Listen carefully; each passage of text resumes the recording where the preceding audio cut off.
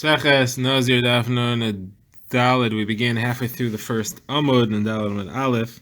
The more comments on the last part of our preceding Mishnah with a question. The more resolves it based on the next Mishnah. Then we'll actually get to that next Mishnah, which the Gemara will begin to analyze line by line. Now, our previous Mishnah had discussed a list of types of sources of Tumah which make a Nazir lose his Nazirus and have to bring Karbanis and start over. The next Mishnah we'll talk about other lesser types of Tumah, which is Metame the Nazir Tumas Mace, and he has to sprinkle Paraduma water on the third and on the seventh day to purify himself. However, he does not have to bring Karbanis and he does not have to start his Nazirus over again. So the Gemara's question is, when it said in our last Mishnah that he needs to purify himself and sprinkle on day 3 and on day 7, and then it says that afterwards he becomes tahar and he can start counting his nazirs again. When can he start counting his nazirs again? Is that referring to day 7 when he sprinkles and he goes to the mikveh, he can start that day, or is it referring to day 8 after he brings the karbanas? If it's referring to day 7, so then it's the shita of Rabbi Elazar, who holds that he can actually start the next nazirs on day 7.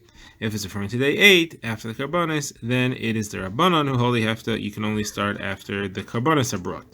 So Gemara says you can prove from the next Mishnah. The next Mishnah says that in a case where he does not have to bring karbanis, he can start right away. That means that in the previous Mishnah, where he can't start right away, he has to wait till after the karbanos. So you see, we're talking about waiting till after the karbanos. Otherwise, in both cases, when it says he can start right after he sprinkles on the 7th.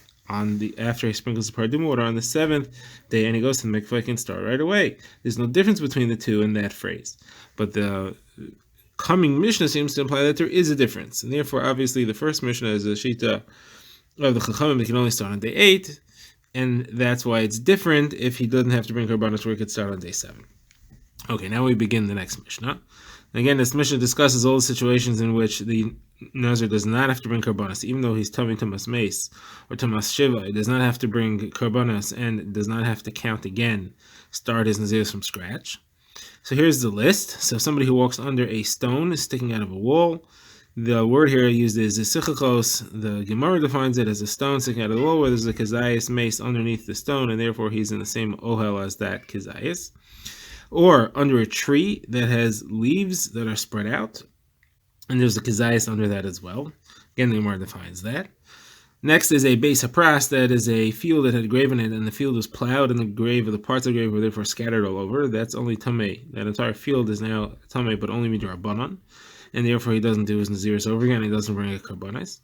He leaves Eretz Yisrael, goes into chutz la'aretz. That is matame him midrabanan. The Gemara will discuss that. And therefore he has to do Tumas Shiva, he has to do Taharas Shiva, but he doesn't have to start over again. Next is if he touches the parts of a gravestone. There are 3 parts. There's the sides, and there's the top, the 2 sides, and 1 top again. That's only Matamim if he touches it, and again, it's not, he does not have to start his Naziris over again. Next is if he is in the same ohel as a revius of a log of blood. Next is if it's a quarter of a kav of bones. We saw in the last case, if it was half a kav, he has to start his naziris over again. Quarter of a kav, he does not. Next, if he touches a kli that touched a mace. And then we'll talk about if he's a mitzorah. If he becomes a mitzorah, so while he's a mitzorah and he's outside the camp, chutz lamachane, waiting for his teras to go away, that's what's called bimei sifro. And even when that ends, he still has to wait another 7 days before he can start the tahara. That's called Yimei Gomro. All those days he needs Tumas Shiva, but he does not have to start counting over again afterwards. On all of these, the Mishnah ends off, and it says again, he does not take a haircut. He does not do ending procedures. He does sprinkle blood from the paraduma, water on him.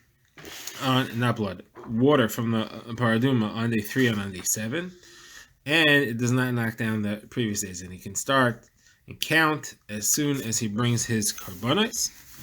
And one more thing the Mishnah adds is that he may, if he's a zav, or if it's a woman and she's a zava, or a mitzorah that's locked up, that's not defined as a mitzorah yet, but is in the interim stage, all these things, the days actually count towards Saras. It's even less than the previous. The days actually count towards the Nazirus. You don't have to make them up afterwards. Okay, the Gemara begins. The Gemara defines it. Schachos, like we said, a stone sticking out of the wall. Paraos, schachos is the tree, that is, and paraos is the stones sticking out of the wall. Next, the Gemara asks a question. The Gemara says, when we said that leaving to Chutzaretz is matame, is that because of a grave? And we're afraid the entire land of Chutzaretz has graves in it, and therefore he's tamei tumas ohel? Or is it that the Chazal made a takana that the heir of outside Eretz Yisrael is matame a person, and they did that in order to prevent people from leaving Eretz Yisrael? What will be the difference? The difference would be if he went out in a box that blocks tumah. He was in a shida tevo migdal, a container that blocks the tumah. So if the issue is only tumas so it's blocked, and therefore he's tahor. If the issue is the air, it means that Chazal made a takana that all of the air inside your box or outside your box. If you're outside Eretz Yisrael, it's matame, and therefore that will not help. So the Gemara says, I'll bring you a proof. It says that he has to sprinkle paraduba water on day 3 and on day 7. Now, if the reason over here is because they made a gzeira and not because of actual tumas meis, what would be the reason to sprinkle on day 3 and on day 7? That wouldn't make any sense.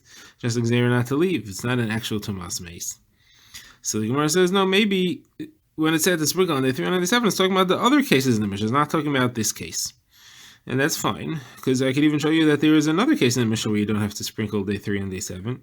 So it must not be referring to all the cases in the Mishnah. And that's somebody who touches a metal kli that touches the dead. Because if you touch a kli that touches the dead, it's matame a person only for that day, and it goes to the mikvah. It doesn't have to do sprinkling on day 3 and on day